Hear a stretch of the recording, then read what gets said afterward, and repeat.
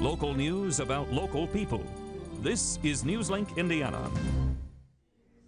Hello, I'm Megan Bastian. Thanks for joining us. You may have heard warnings about the people you meet in internet chat rooms. Now, some people in Anderson know why. Police say 3 cases of internet fraud have surfaced in the city. In these scams, con artists spend months chatting online with victims, gaining their trust. Then, scammers ask their victims to cash checks. The problem is, they're fakes. In one case, a woman cashed 6 fake checks worth $1,000 each. Anything that you deal with someone from Nigeria, originally, that should wave the red flag that there's something wrong here. Sollers adds, people who ask where do you do your banking are not being friendly. They're trying to take you for everything that you have. Earlier this week, a man was arrested accused of looking at child pornography in his email at a Muncie library. Illegal activity that even the most current technology can't seem to stop. Muncie's Carnegie Library has had a filtering system in place for about a year now. Currently, however, email is one thing that they cannot control. WebSense is state-of-the-art technology for filtering websites. Apparently, technology is not in place yet for filtering emails. Because of this, police have to work with other sources to catch the criminals. The SMART, or Sexual Molestation Abuse Response Team, does just this. Most of the cases that we have investigated involving child pornography have been referred by other agencies where they do have people that that's all they do is go into websites and stuff, and then they trace of who's downloading this stuff. Computer experts say that software that can solve this problem of email pornography is a long way off. People are working on information filtering systems, and if we get information filters that are really good, then someday maybe we can stop these kinds of activities, but I don't see that happening in the near future. This is the first time an incident like this has happened at Carnegie Library.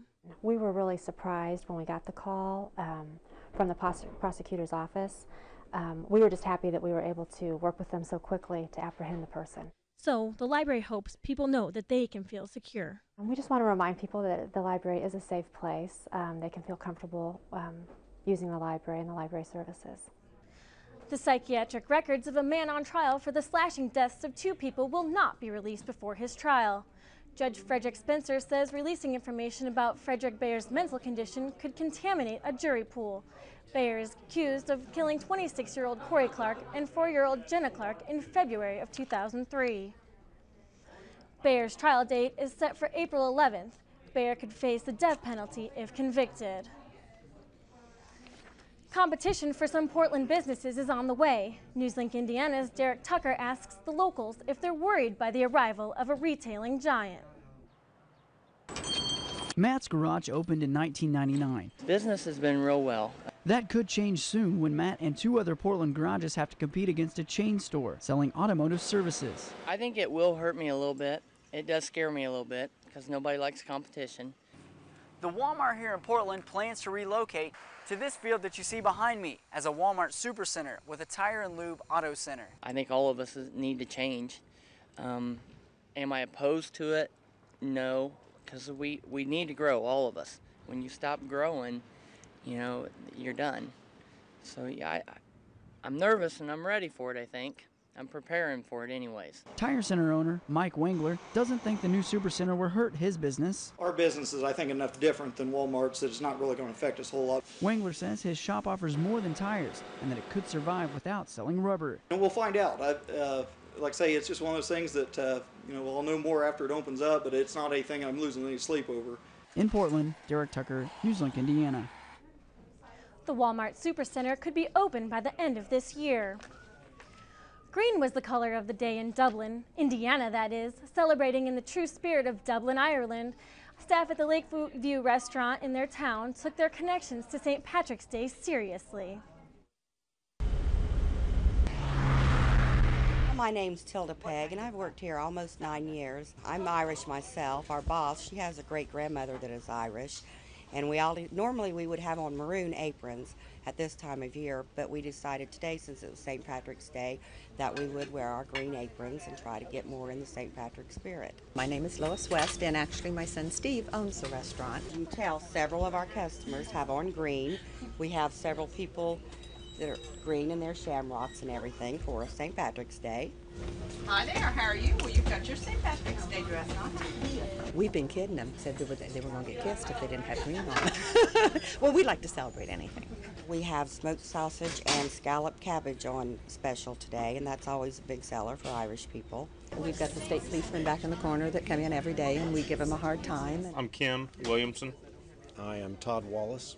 Both Indiana state troopers. We're usually here 2 or 3 days a week, I think. Yeah, you know, we're hard workers, so we need a break every now and then. They're cheery today, and who knows what they've been drinking in the back.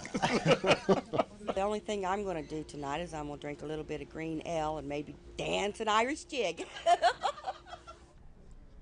The Lakeview Restaurant is located on State Road 40 in Dublin, Indiana, halfway between Indianapolis and Richmond.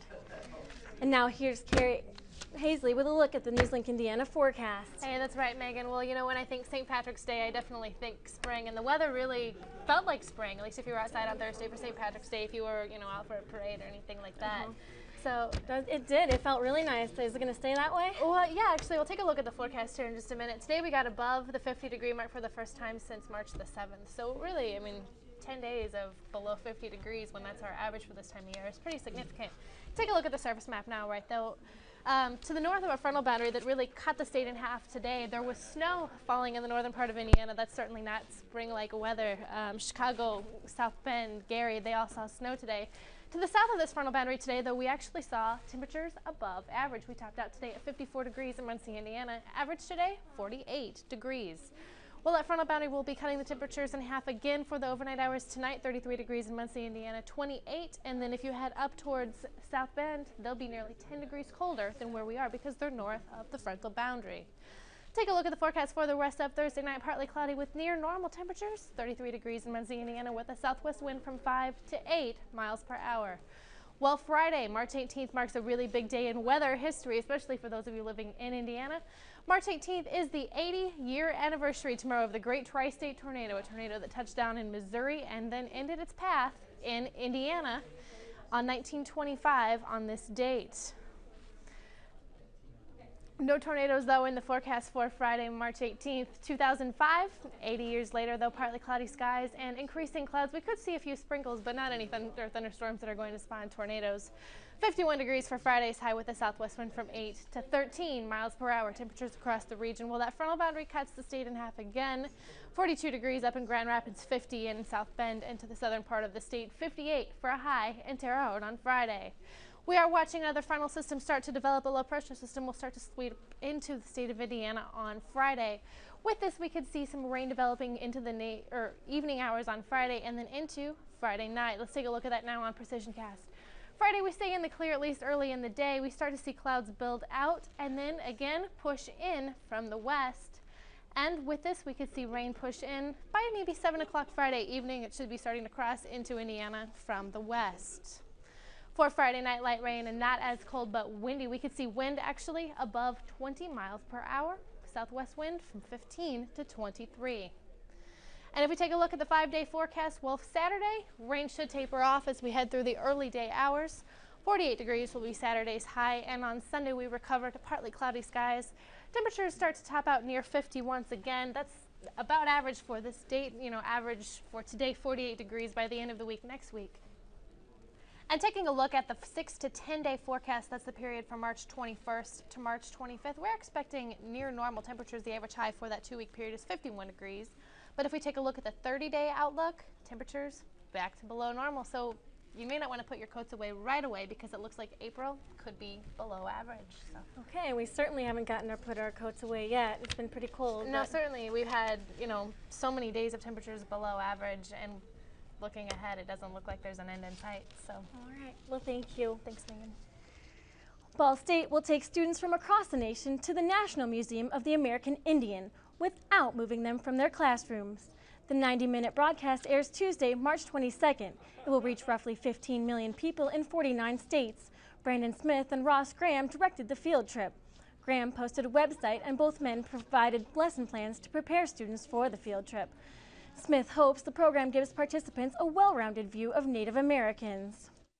Native communities and Native cultures are very diverse. You can't necessarily just say, you know, this is a Native culture. We want students to really come away with the idea that Native cultures are very diverse and very important to study and learn about. To learn more about the program, visit www.bsu.edu/EFT/0405. And that's Newslink Indiana. Join us Friday for more news at newslinkindiana.com.